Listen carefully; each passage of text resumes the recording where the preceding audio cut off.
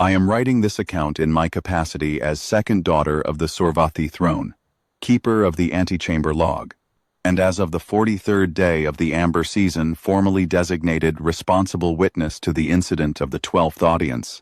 The court archivist has requested my testimony. I have provided it. This is a supplementary account, written at my own initiative, because the official record omits certain details that I believe future diplomatic historians will find instructive. Or, if not instructive, then at least accurate. I will begin at the beginning. The human envoy arrived on the morning of the 11th day, ahead of schedule. This was not noted as significant at the time, because nothing the human did was noted as significant at the time. That is, in retrospect, rather the point. Her name was Constance Devereaux Ama. She held the rank of Senior Diplomatic Attaché, Federation Accord, 3rd tier. I learned her name, rank, and tier from the arrival manifest, which I reviewed thoroughly, because it was my duty to review it thoroughly, and because I am conscientious. The manifest listed her height as within normal human parameters, her age as 41 Federation years, her previous postings as 3, each concluded without incident, and her language certifications as Accord Common Native, Vethsarath Court Formal, Proficient, Sorvathi Antechamber Dialect, Functional. That last entry I read twice. No human posting to our court in the preceding 12 years had held even a passing acquaintance with antechamber dialect, which is not a language we publish grammars of. I made a small note in the margin of the manifest. I then set the manifest aside and went to meet her with my sisters. My older sister Verith, first daughter, antechamber senior, keeper of the primary seal, had already formed her assessment before the envoy reached the 3rd landing. She formed assessments quickly. It was one of her qualities. Whether it was a good quality I had not, until the 43rd day of the amber season, thought to examine. She's dressed in the acknowledgement color, Verith said. Not to me. To Rethis, our youngest sister, who was standing at the window. Rethis turned and looked down at the landing approach. Is she? Blue-gray. 3rd tier acknowledgement. She's announcing her own inadequacy before she's through the door. This was technically accurate.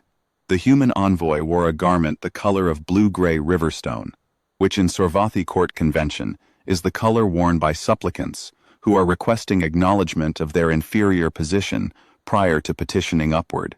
It signals, in our tradition, that you are not claiming equivalence. It is not an insult. It is, however, a statement. And the statement is, I am small, and I know it. Perhaps she read the protocol documents, I said. Or, someone dressed her, Verith said. In either case, she's telling us how this goes before she says a word.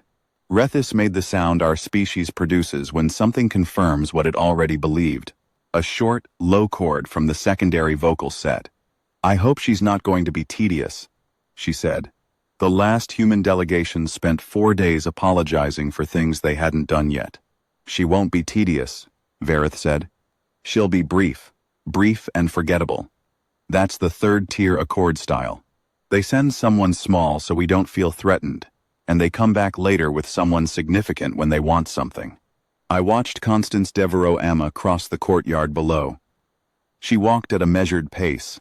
She did not look up at us, though we were visible at the window and she must have known we were watching. Visitors always knew, and visitors always either avoided looking or looked deliberately to signal something.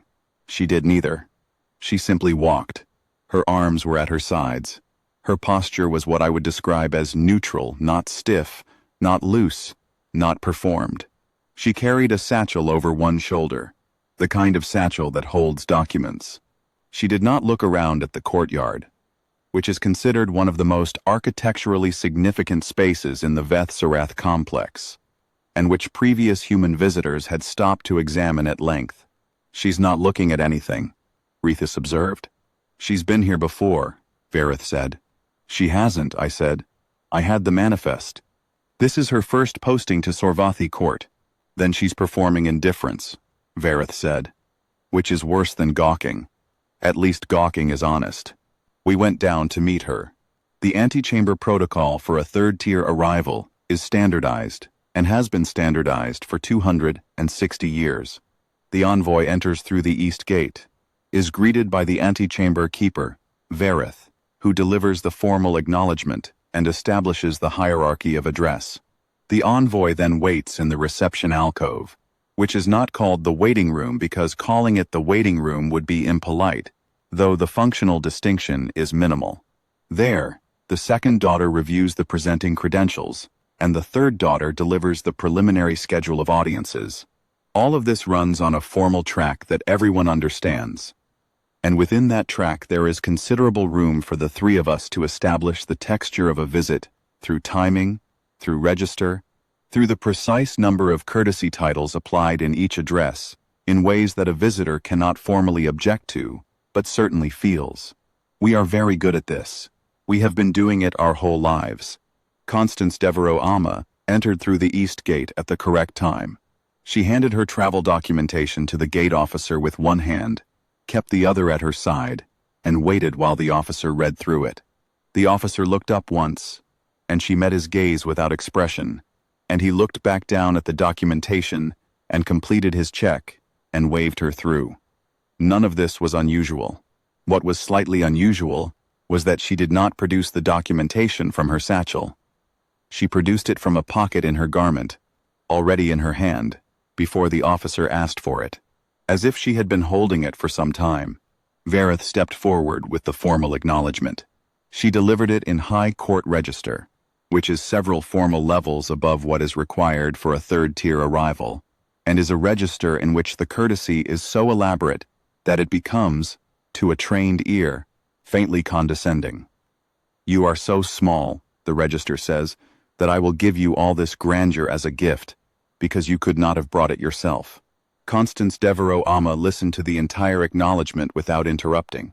When Vareth finished, she responded in Sorvathi court formal, not antechamber dialect, the more intimate register listed on her manifest, but court formal, which is the appropriate response to high court. Her accent was precise. Her word choice was technically correct, and contained none of the small errors that even practiced foreign speakers typically produce. Because Sorvathi court formal has 3 irregular verb forms that do not appear in published grammars, she used all 3 correctly. This surprised me. I noted it. Vareth did not show that it surprised her. That is one of Vareth's qualities. She produced a small, gracious acknowledgement of the response, the kind one gives when a child correctly identifies a difficult piece of music, and moved us into the antechamber. The reception alcove is furnished to impress. There is no other word for it. The ceiling is 32 meters high.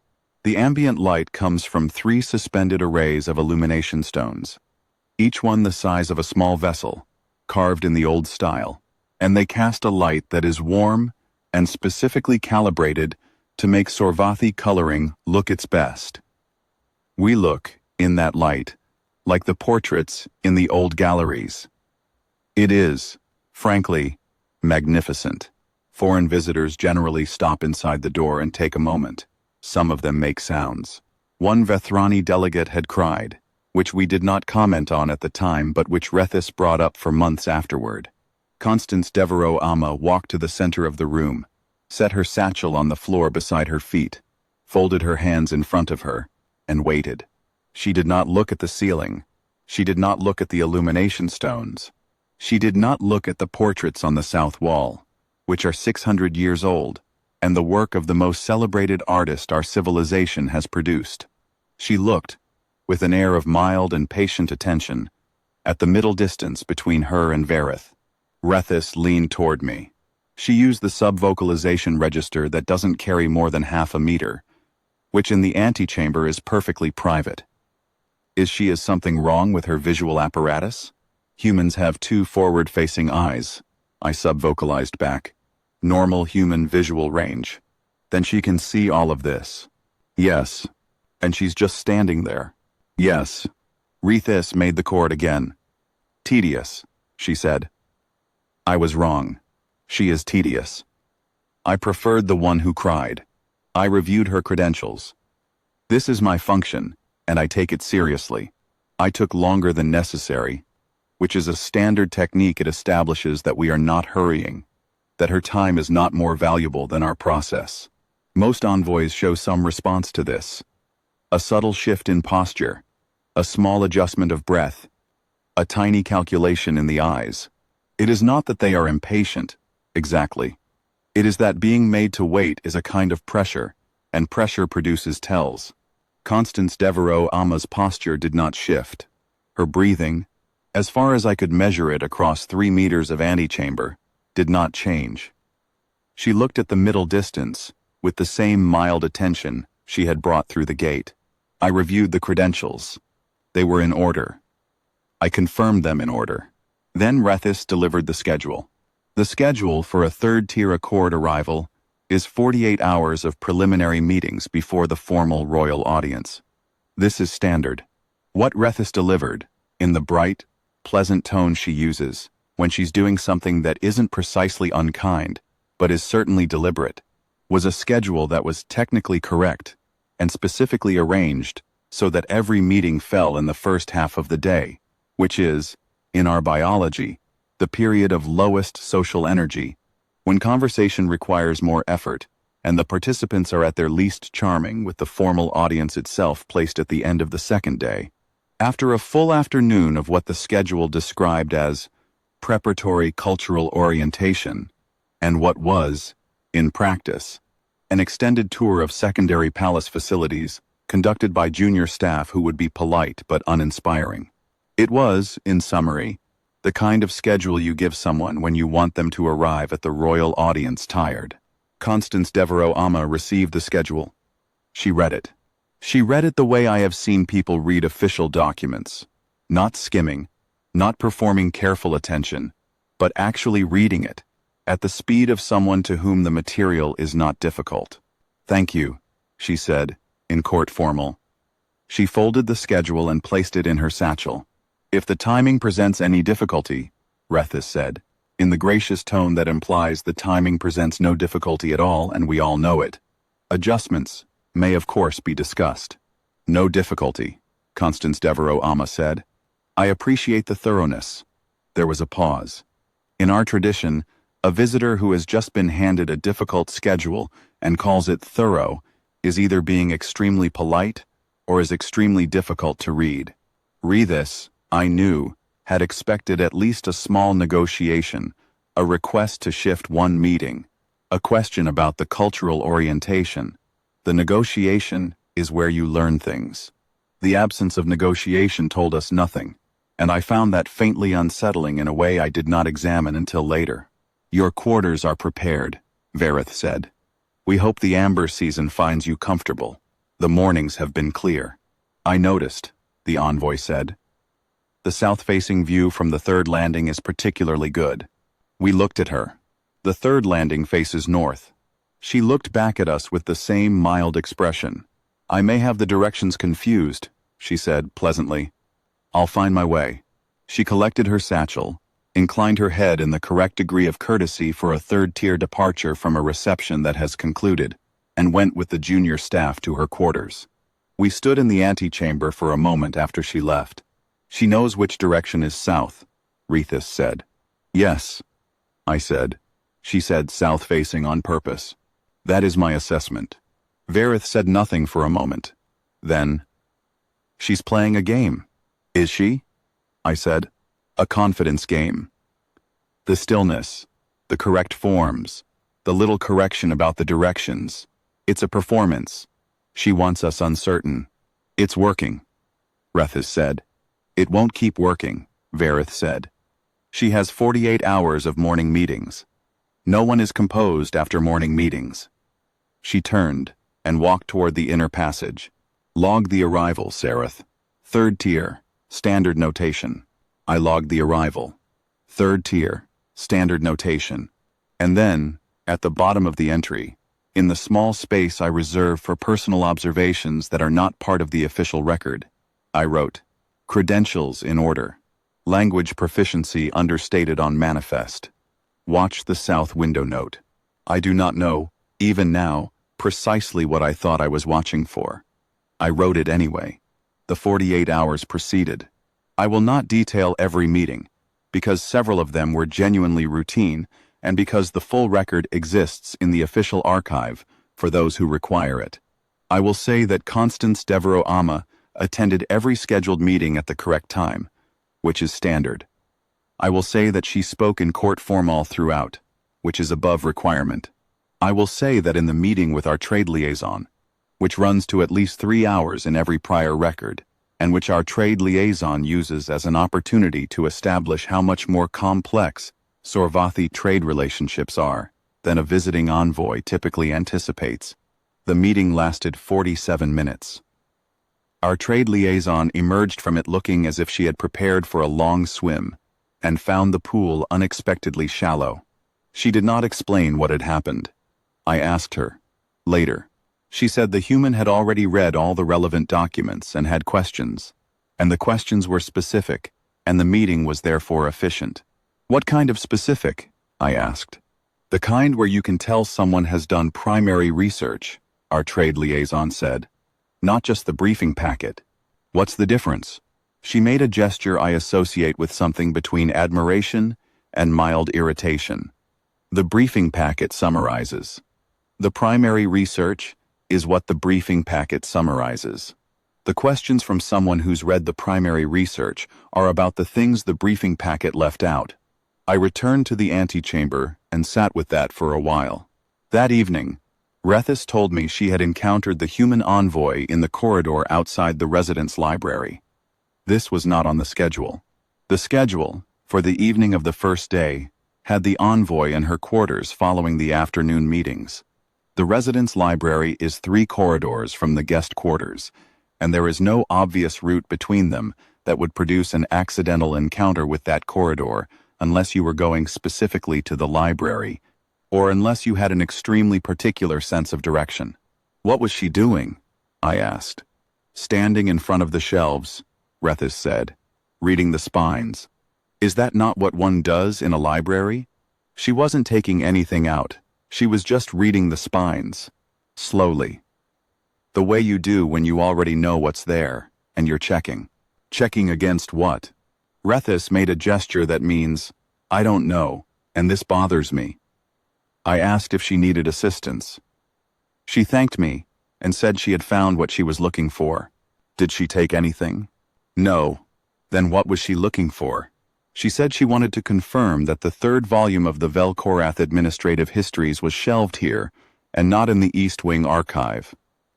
Rethis paused. It was. She seemed satisfied. I thought about this. The Velkorath Administrative Histories are 12 volumes covering the internal governance records of the Scifi court from the early period through the Compact Reformation. They are detailed, accurate, and extremely specific, in ways that are useful only if you are either a historian of Scifi internal policy or someone who wants to understand how our court makes decisions from the inside out. They are not mentioned in any briefing document we send to incoming envoys. They are not mentioned in the cultural orientation materials. They are in the residence library because the residence library contains our court's full collection, which is comprehensive, and because we have never had cause to remove them. She knew they were here, I said. She knew the specific volume number, Rethis said. We sat with that. Verith doesn't need to know about this, Rethis said, eventually. No, I agreed. I did not fully understand why I agreed. I think I was, at that point, beginning to feel that our position was less comfortable than it had been that morning, and that adding more information to Verith's assessment would not improve things. The second morning's meetings were 4 in number and ran, collectively, 80 minutes shorter than scheduled. I know this because I was in the corridor for the last of them and saw the envoy emerge from the resources chamber, a meeting which is typically the longest of the preliminary sequence. Because our resources director considers her work the most complex thing any visitor could be asked to understand, and takes the full allotted time to explain this at 1 hour and 12 minutes. Rather than the scheduled 2.5. The resources director emerged a moment later and stood in the doorway with the expression of someone who has just been shown that a complicated machine is, in fact, simple. I waited until she saw me. Well, the resources director said. How was it? I asked. She had a map, the resources director said. I'm sorry? A physical map. Hand-drawn, actually, of the resource distribution networks, from the 5th period through to current. She wanted to verify that it was accurate. She paused. It was accurate. Extremely accurate. There was one error in the secondary tributaries from the northeastern sector. She had already marked it as a possible error on the map, with a note, and asked me to confirm. Where did she get a map like that? She said she drew it, the resources director said, from the public records. The public records do not contain a map of that scope. The public records contain excerpted data from which such a map could theoretically be assembled by someone willing to do the assembly work across approximately 40 separate documents covering a span of 3 centuries. I knew this because, 5 years ago, I had assigned a junior archivist to compile those documents into a single reference for internal use. And the junior archivist had taken 4 months. From the public records, I said, and some historical analyses, the resources director added. She mentioned a Vel Korath Administrative History, 3rd volume. Apparently.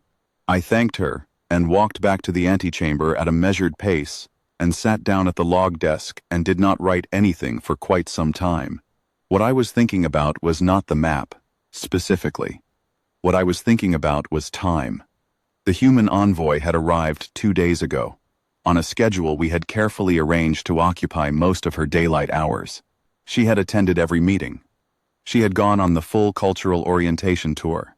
She had spent an evening in the residence library checking a shelf.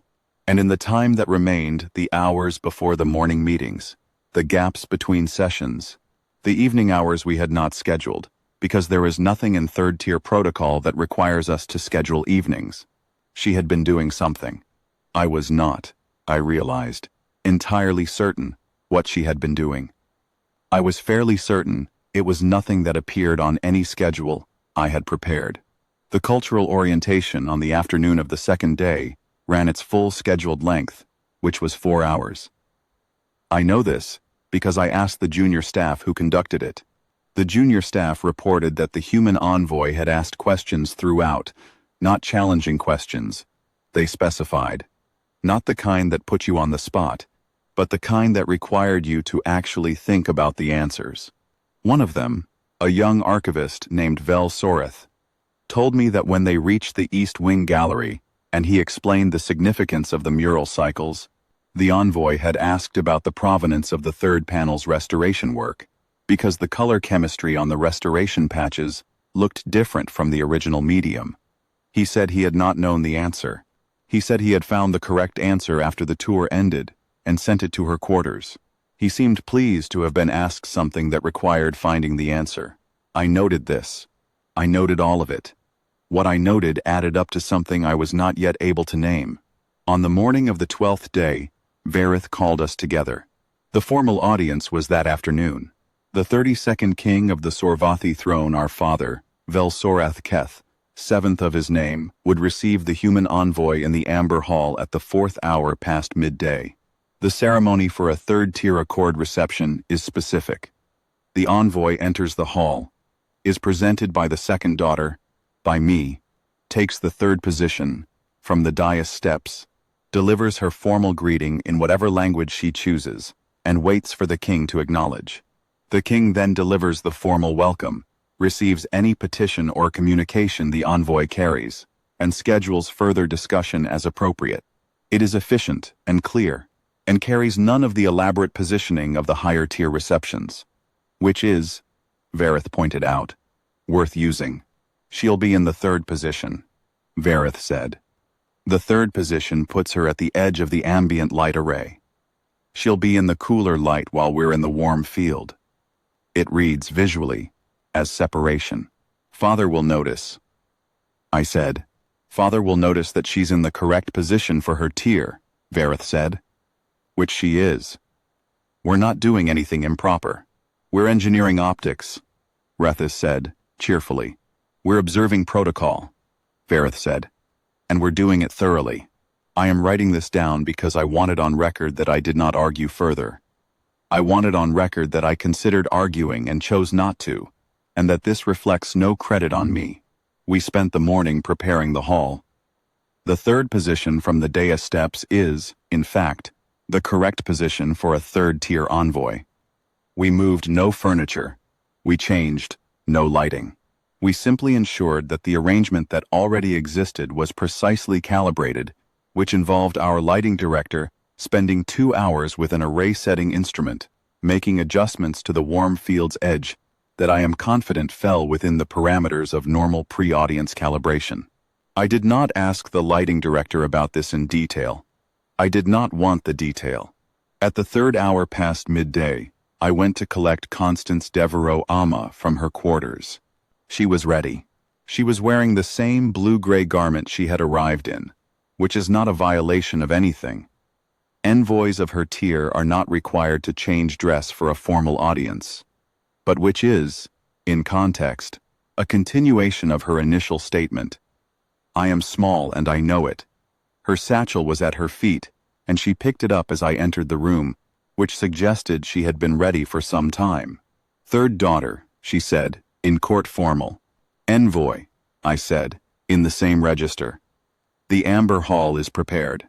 She inclined her head. We walked. In the corridor, I tried something. I am not proud of it, I said. In antechamber dialect, the intimate, informal register listed on her manifest. The third position can feel quite distant from the dais. I hope you won't find it isolating. The reason I tried this is that antechamber dialect is not taught. It is not in the published grammars. I had noted on her manifest that she was listed as functional, which I had assumed was either an error or a diplomatic overstatement. I wanted to find out. She answered in antechamber dialect. Grammatically correct. Accent slightly more marked than in court formal, but not foreign-sounding the accent of someone who had learned it from a recording, rather than from childhood, but who had learned it well. I'm comfortable with distance, she said. It gives you a good view of the whole room. I said nothing for a moment. Where did you learn the dialect? I asked. From a recording, she said. There's an archive series from the Accord's third liaison period, administrative recordings, mostly. They're not widely circulated. The third liaison period was 240 years ago. Those recordings are held in a section of the Accord archive that requires a special research credential to access. I know this because I tried to access them once, when I was studying court history, and was told I needed a research designation I did not hold. They're restricted access, I said. They are, she agreed pleasantly. I did not ask how she had accessed them. We reached the Amber Hall. The Amber Hall is the most formal receiving space in the Vethsarath complex. It is called the Amber Hall because the primary illumination array casts a warm amber light across the central third of the space, which is where the throne dais stands, and where the king stands during audiences, and where, crucially, the people the king is most interested in tend to be invited. The edges of the room are cooler. The third position from the dais steps is in the cooler light. This is not architecture. It is, in the way of these things, a statement as legible as a blue-gray acknowledgement garment. I presented her. Third daughter presenting, third-tier accord, formal language, all correct. She took the third position. I stepped back to my place. Vareth stood to the king's left, in the warm amber. Rethus stood to his right, also in the warm field. I stood at the edge of the warm field, in my place as presenting daughter, at the threshold between warm and cool. The human envoy stood in the cool light, alone, her satchel at her feet, her hands at her sides, her attention directed at the dais with that same mild, patient quality. We waited for the king. This is the part I have thought about the most, since the 43rd day of the amber season. Our father entered the hall from the north passage, which is the formal entrance, and the full ceremonial protocols activated as they always do. The illumination arrays brightened slightly. The ambient tone shifted.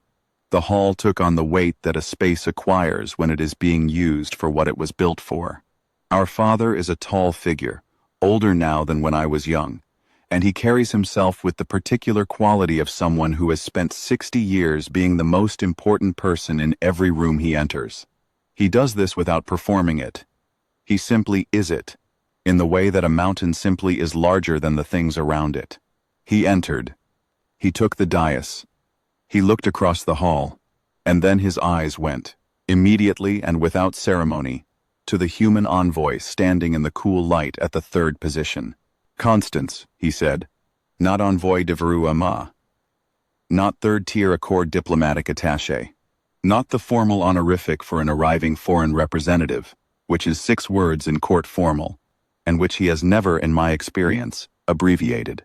Constance, the human envoy said, Your Majesty, in the same tone she used for everything mild, unhurried, as if she had been waiting comfortably, and was now equally comfortable to stop waiting.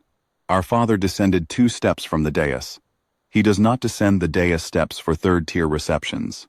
He has not, as far as I know, descended the dais steps for anything below a first-tier reception in living memory. He descended 2 steps and stood at the edge of the warm light. Come out of the cold, he said, which is an antechamber dialect expression, not a court formal one, and which means, specifically, come into my confidence. She crossed the floor to him. I watched this happen from my position at the edge of the warm field, and I became aware, arriving slowly as these things do, of several facts assembling themselves in my understanding. They had met before. This was not a third-tier courtesy call. Whatever she was carrying in that satchel was not a standard petition. And the blue-gray acknowledgement garment which I had read as a statement of smallness was, it now occurred to me, not a statement of smallness at all. It was a statement of patience. I know my size. I know my position. I will wait here, in the correct place, until the correct moment. She had not been telling us she was small. She had been telling us she knew how to wait. Our father spoke to her in a combination of court formal and antechamber dialect, that is, in the Scifi tradition, reserved for equals in private. He used it in the middle of a formal court audience without, apparently, noticing that this was unusual. He asked about her journey. He asked after her colleagues. He used the inflection form that in antechamber dialect indicates prior acquaintance of some standing, a form that requires, grammatically, that the relationship predate the current context by at least one significant shared experience. Rithis leaned, infinitesimally, toward Verith. I saw Verith's hands adjust their position at her sides. These are small signals, but I know my sisters. The Chamberlain stepped forward and produced a scroll. This is the part that I want to be very precise about. The scroll was not presented to us first. The Chamberlain produces the royal decree scroll for a third-tier reception and presents it to the antechamber keeper to Verith, who acknowledges it and presents it to the envoy as part of the formal handoff. Sequence. This is the procedure. The Chamberlain did not follow this procedure. He brought the scroll directly to our father, who took it, and then our father handed it to Constance Devereux Ama himself, directly, without the formal handoff sequence, which meant the scroll was not a third-tier reception acknowledgement. It was something else. She opened it. She read it in the time it took me to draw 3 careful breaths. Thank you, she said, in antechamber dialect, quietly. We'll formalize the arrangements this afternoon, our father said. Your office can begin operating from the East Wing by the end of the week. I was still processing the word office when Verith said, in a voice that was admirably controlled, the East Wing is the first-tier diplomatic corridor. Our father looked at her, not unkindly. The way you look at someone who has said something accurate that is also, in context, unnecessary. Yes, he said. There was a silence. Our father then turned back to the envoy and said something in antechamber dialect that I will not reproduce here, because it was a private exchange, and I am trying, in this account, to record accurately and not completely without restraint. I will say that it indicated that the formalities were concluded, and that the conversation they were evidently going to have would happen somewhere more comfortable. He offered her his arm. This is a gesture in our culture reserved for family, and for those given the status of formal guest of house, which is a specific diplomatic designation that has not been extended to a foreign envoy in 400 years. She took it. They left through the North Passage. We stood in the Amber Hall for a time that I will not speculate about in terms of duration, because I lost track. Rethis said, "He already knew her." "Yes," I said. "The private audience before the formal one." "He received her privately." "Yes." "When?" Varith said. "Not distressed." Varith does not get distressed. But the question had more weight in it than her questions usually carry. I thought about the cultural orientation tour. 4 hours, afternoon of the second day, the junior staff had been with her for the whole tour. They had confirmed the full duration. I thought about the senior archivist Vel Sorith, who had gone to find the answer about the third panel's restoration work. I thought about the 47-minute trade meeting that had been scheduled for 3 hours. I thought about the morning meetings in the lower energy period of the day, every one of which had taken less time than expected, which had seemed like efficiency, and which I now understood had been something else: time. She had been given, in a schedule carefully arranged to keep her occupied, considerably more time than we intended her to have. At some point in the last 2 days, I said, she was not where the schedule said she was. Varith said nothing. She was, I could tell, running the same calculation I had just run. "The schedule we gave her?" Rethis said. "The schedule we gave her." I confirmed. "To keep her occupied." "Yes." Another silence. She thanked me for its thoroughness. Rethis said. I did not say anything to this. We left the Amber Hall separately. I returned to the antechamber and sat at the log desk and opened the official record for the 12th day's entry. The formal portion of the audience had lasted 11 minutes. This is short for a third-tier reception. They typically run 30 to 45 minutes. I noted the duration. I noted the formal language used. I noted the departure through the North Passage. I should note, because precision matters to me, and this is a supplementary account intended to be accurate, that before I sat down at the log desk, I walked the route between our father's private study and the guest quarters where the envoy had been lodged. I timed it. The route takes, at a moderate pace, 11 minutes. The cultural orientation tour on the afternoon of the second day had included a gap of 14 minutes between the third and fourth stations. I had the tour schedule in my desk files attributed in the record to transit time between the East Wing Gallery and the Northern Archive Hall. 14 minutes is considerably more than necessary for that transit. I know the East Wing Gallery. I know the Northern Archive Hall. The transit between them, at a leisurely pace, takes 5 minutes. 9 minutes unaccounted for. On the second afternoon, while the junior archivists were accompanying the envoy through a tour of secondary palace facilities, I thought about Vel Sorith, the young archivist who had gone to find the answer about the restoration work on the third panel.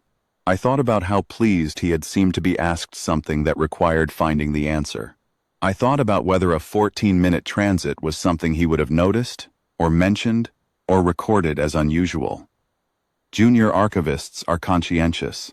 They are also very focused on the section of the tour they are responsible for. A gap of 9 minutes, in a 14-minute transit, is the kind of thing that does not register as unusual when you are composing yourself for the next station. I noted none of this in the official record. It did not belong there. But I noted it in the small margin of my desk copy of the tour schedule, in the space next to the 14-minute transit entry. I wrote, 9 minutes. Then I put the schedule back in its folder. I sat for a while.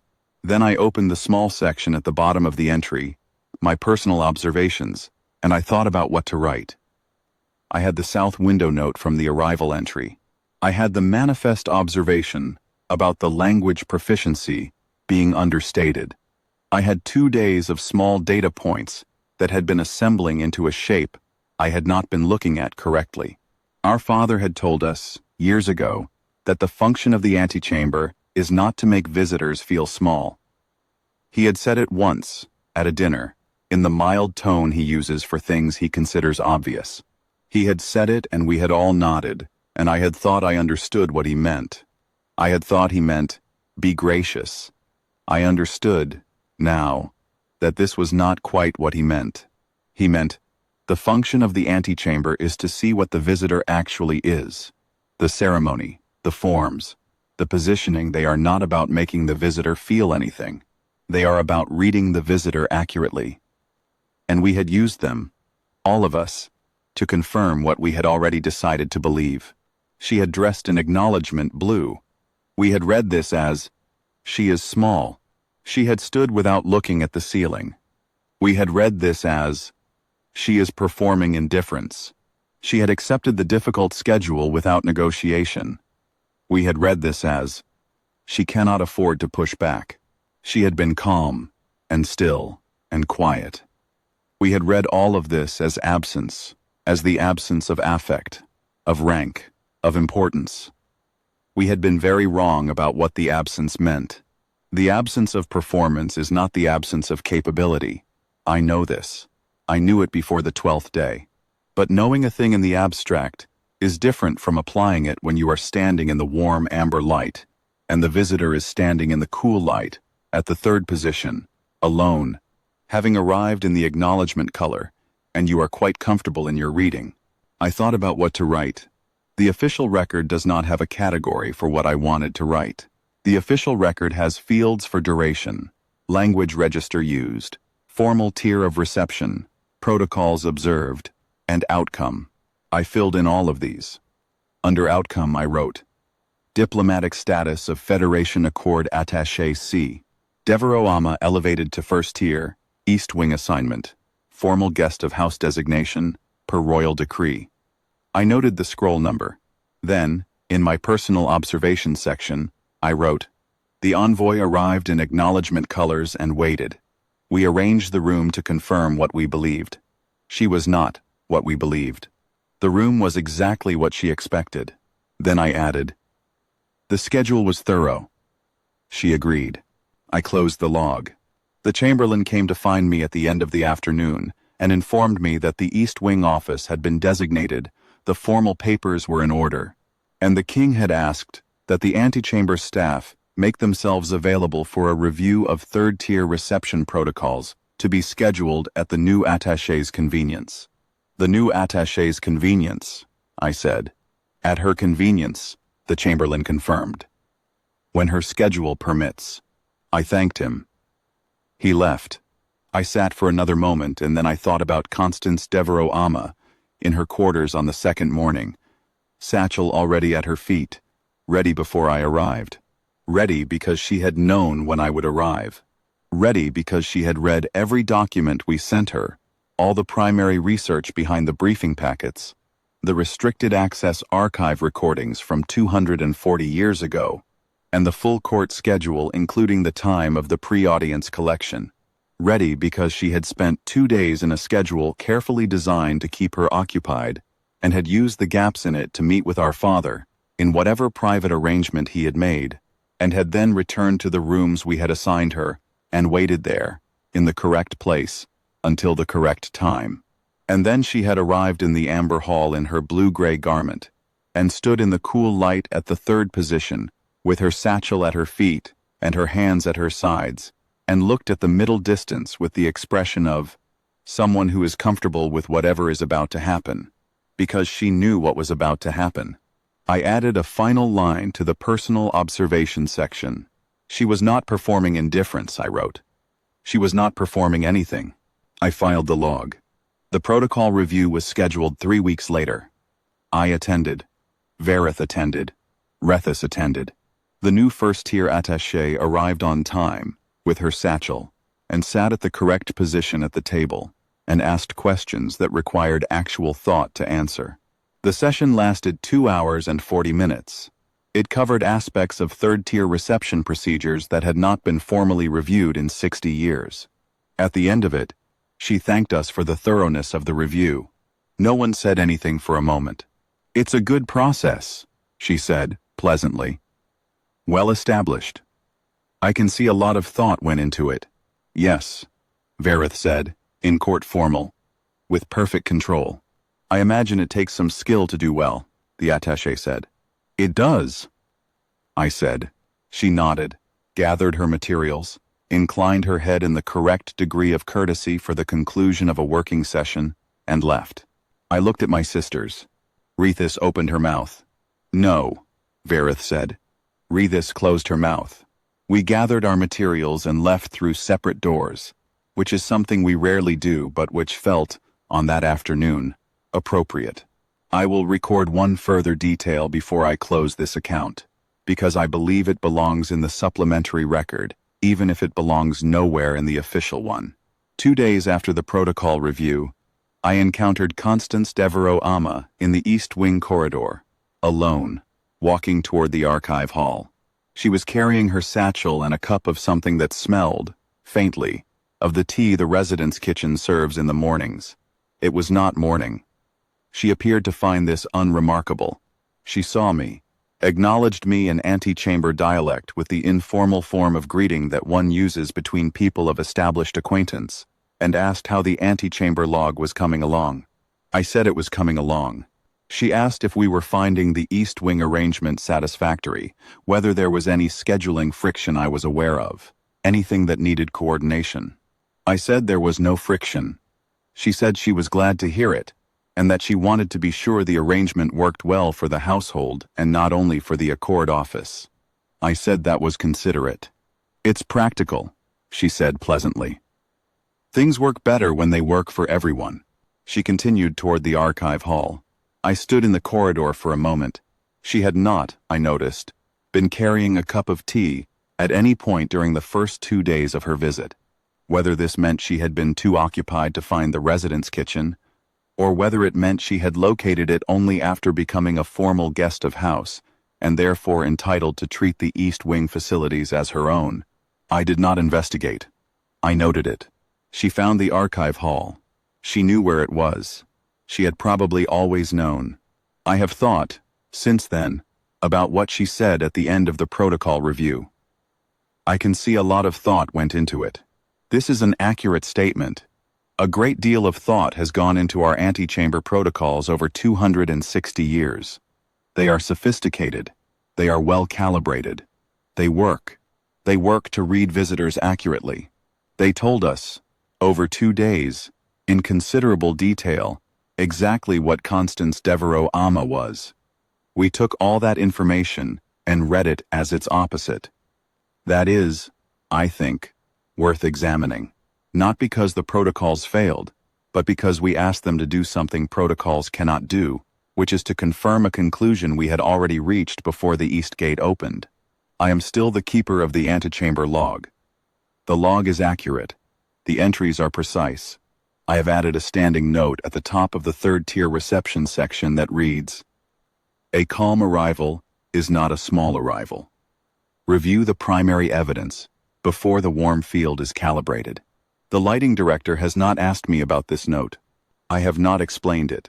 I expect it will become clear, in time, when the next calm visitor arrives in the acknowledgement color, and stands in the cool light, and looks at the middle distance, and waits. The log will be ready. I am less certain about us.